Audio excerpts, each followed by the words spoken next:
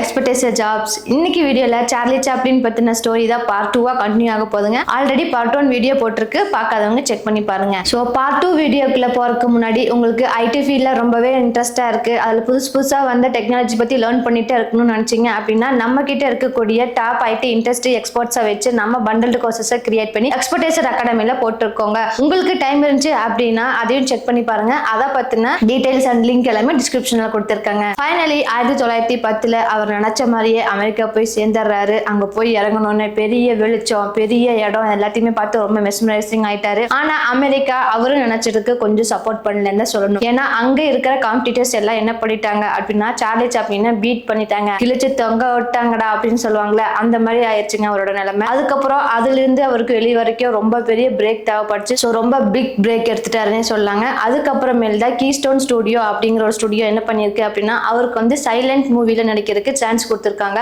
So இவரும் as usual கிளம்பி போயிட்டாரு. இவ்வளவு நாள் தியேட்டரா ரியல் டைம்ல பெர்ஃபார்ம் பண்ணவருக்கு கேமரா முன்னாடி வந்து பண்றதுக்கு ரொம்ப அன்கம்ஃபர்டபுளா இருந்துச்சுன்னே சொல்லாங்க. இவரு காஸ்டியூம் செலக்ஷன் பண்ற டைமும் வந்துச்சுங்க. அப்பதான் அந்த பெரிய ட்ரௌசர்ஸ், ஹேட், அதுக்கப்புறம் கையில் வச்சிருக்கிற அந்த ஸ்டிக்ஸ், ஷூ அதெல்லாமே போடுறாரு. அது மட்டும் இல்லாம கண்ணில் அந்த வள்ளியோட வாயில இருக்கிற சிரிப்பு தான் வந்து ரொம்ப ஹைலைட்டா இருந்துச்சுங்க. பாக்குறவங்களுக்கு ரொம்பவே அந்த கேரக்டர் பிடிச்சு போயிருது. அதுல வந்து கொஞ்சம் ஃபன்னியா வாக் பண்ணி காமிக்கிறது, அந்த மாதிரி சில பெர்ஃபார்மன்ஸ் எல்லாம் பண்ணி என்ன பண்ணிட்டாங்க அப்படின்னா ஆடியன்ஸை இம்ப்ரெஸ் பண்ணிட்டாங்க. கோமாளித்தனமா இருந்தாலும் அவர் டிக்னிட்டி விடாம இருந்தாருங்க. என்னதான் இந்த மாதிரி பண்ணி சிரிக்க வச்சாலும் அவருக்குள்ள வந்து அழுதுட்டா இருந்தாருன்னு சொல்லணும். இவர் ஆக்ட் பண்ண the kid and the city lights அப்படிங்கிற மூவிஸ் எல்லாமே வந்து பாத்தீங்க அப்படின்னா மில்லியன் மக்களுக்கு வந்து கவர்ந்துச்சுன்னே சொல்லாங்க. ஏன்னா இது வந்து வெளியே சிரிச்சாலும் உள்ளுக்குள்ள வந்து நம்ம கொஞ்சம் கஷ்டமா இருக்கிற மாதிரி அழுகிற மாதிரி இருக்கும். ஏன்னு கேட்டீங்கன்னா இந்த மூவி எதை பத்தி இருந்துச்சு அப்படின்னா பாவர்ட்டி, எப்படி சர்வே பண்றது, லைஃப், லவ் அதை பத்தி வந்து இருந்துச்சுங்க. இவரு மக்கள் என்னதான் வெளியே சிரிச்சுட்டு இருந்தாலும் இவரு மனசுக்குள்ள அழுதுட்டா இருந்தாங்க. என்னதான் இப்படி ஃபேமஸ் ஆனாலும் இவரோட பர்சனல் லைஃப் வந்து பாத்தீங்க அப்படின்னா வர்ஸ்டா தான் இருந்துச்சுங்க. இவரோட மேரேஜ் லைஃப் வந்து பாத்தீங்கன்னா டிவோர்ஸ் நோக்கி தான் போச்சு. பொலிட்டிக்கலாவும் ரொம்ப கான்ட்ரவர்சியா இருந்தாருங்க. எப்பவுமே வந்து தனிமையில இருக்கிறதா இவருக்கு விதி அப்படிங்கிற மாதிரியே கடைசின்னு ஆயிடுச்சுங்க. அவரு ஹிட்லரை இமிடேட் பண்ற மாதிரி நடிச்சாருங்க,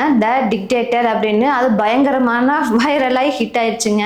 அவரோட ஹிஸ்டரியை பாத்தீங்க அப்படின்னா எத்தனை நாள் பசியில லண்டன்ல இருந்திருப்பாரு. இந்த ஹாலிவுட்ல போனோடனே கோல்டன் லைட்டா மாறிட்டாருங்க. ஸோ இவருக்கு ஏகப்பட்ட ஸ்ட்ரகிள்ஸ் வந்துட்டே தான் இருந்துச்சு. அது எல்லாமே பொருட்படுத்தாம இவர் வந்து நெக்ஸ்ட் அப்படின்னு சொல்லிட்டு மூவ் பண்ணிட்டு போயிட்டே தான் இருந்தாரு. 1977 இவர் இந்த உலகத்தை விட்டு பிரிஞ்சிடறாருங்க. இப்படி இவர் இல்லைனாலும் இன்னும் நிறைய மக்களுக்கு அவர் ரொம்பவே இன்ஸ்பிரேஷனா இருக்காருங்க. ஸோ இவரோட வாழ்க்கை வரலாறு பார்க்கும்போது நம்மளுக்கு என்ன புரியுது அப்படின்னா என்னதான் வறுமையில இருந்தாலும் அந்த வறுமை நம்மளோட கனவுகளை ஒண்ணுமே பண்ணாது அப்படின்னு சொல்றாங்க. எப்படி அவருக்கு எவ்வளவு வழிகள் இருந்தாலும் அது அழகான ஒரு ஆர்ட்டா மாத்தி இருக்காருங்க. நீங்க லைஃப வந்து ரொம்ப க்ளோஸ் அப்ல வச்சு பார்க்கும்போது தான் உங்களுக்கு அது ஒரு ட்ராஜடியா தெரியும். அதே லாங் ஷாட்ல இருந்து வச்சு பாத்தீங்க அப்படின்னா இந்த மாதிரி ஒரு காமெடி எதுவுமே இல்லைங்க. கடைசியா ஒன்னே ஒண்ணு மட்டும் இவர் இந்த உலகத்துக்கு சொல்லிட்டு போயிருக்காரு. என்னதான் இந்த உலகம் உங்களுக்கு வந்து வறுமையை கொடுத்தாலும், வறுமையில இருந்தாலும் உங்களால முடிஞ்ச ஜாயா அடுத்தவங்களுக்கு கொடுங்க அப்படிங்கறது ரொம்ப அழகா வந்து கன்வே பண்ணிருக்காருங்க. உங்களுக்கு வீடியோ ஷூட் பண்ணணுமா? அப்ப சூப்பரா ரிச் டைமண்ட் ஸ்டுடியோ அவைலபிளா இருக்குங்க. கேமரா, லைட் செட்டிங் அப்படின்னு எல்லாமே உங்களுக்கு ரெடியா இருக்கு. நீங்க வந்தீங்கன்னா போதும் ரொம்பவே கம்ஃபர்டபுளா வீடியோ வந்து ஷூட் பண்ணி எடுத்துக்கலாம். இது எதுக்காக அப்படின்னு பாத்தீங்கன்னா போட்காஸ்டிங் பண்றதா இருந்தாலும் சரி, இல்ல இன்டர்வியூ பர்பஸா இருந்தாலும் சரி, இல்ல செலிபிரிட்டி வச்சு இன்டர்வியூ எடுக்கிறோம் அப்படிதான் இருந்தாலும் நீங்க தாராளமா நம்மளோட ரிச் டைமண்ட் ஸ்டுடியோவை வந்து சூஸ் பண்ணிக்கலாங்க. அந்த அளவுக்கு டாப் டு பாட்டம் எல்லா ஃபெசிலிட்டியும் உங்களுக்காகவே அவைலபிளா இருக்கு. ஸோ இந்த ரிச் டைமண்ட் ஸ்டுடியோ பத்தின டீடைல்ஸ் அண்ட் லிங்க்கும் நான் டிஸ்கிரிப்ஷன்ல கொடுத்துருக்கேங்க. இன்ட்ரெஸ்ட் இருந்துச்சுன்னா அதையும் செக் பண்ணி பாருங்க. இதே மாதிரி தொடர்ந்து சூப்பரான மோட்டிவேஷனல் ஸ்டோரி எல்லாம் வந்துட்டு இருந்துச்சு அப்படின்னா மறக்காம நம்மளோட சேனலை சப்ஸ்கிரைப் பண்ணி வச்சுக்கோங்க. இந்த வீடியோல இருந்து உங்களுக்கு என்ன கன்க்ளூஷன் கிடைச்சது அப்படிங்கறதையும் மறக்காம கமெண்ட் பண்ணிருங்க. தேங்க்யூ ஃபார் வாட்சிங்.